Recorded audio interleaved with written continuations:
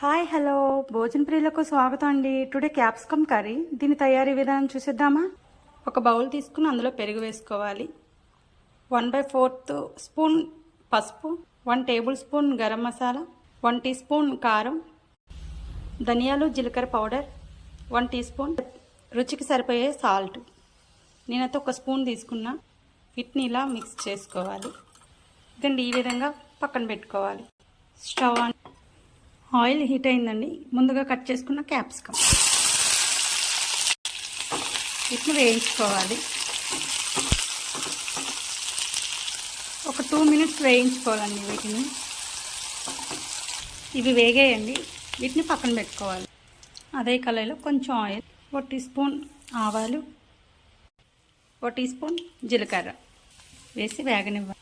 అలానే కాజు, అలానే ముందుగా కట్ చేసుకున్న ఆనియన్,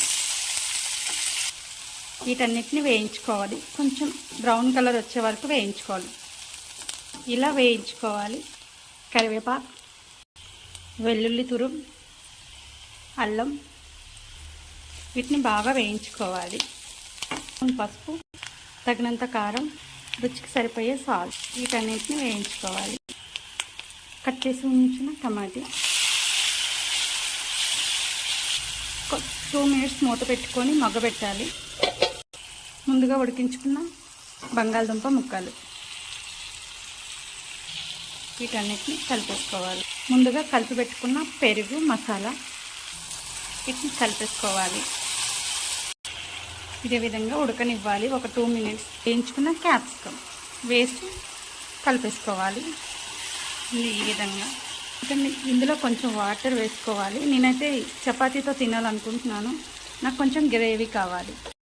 ఒక 3 మినిట్స్ కుక్ చేసుకోవాలి ఇలానే. ఇదండి కర్రీ కంప్లీట్ అయింది. నేనైతే నచ్చిందండి. నచ్చినట్టుంటే ఒక లైక్ చేసి వెళ్ళండి. Thank you.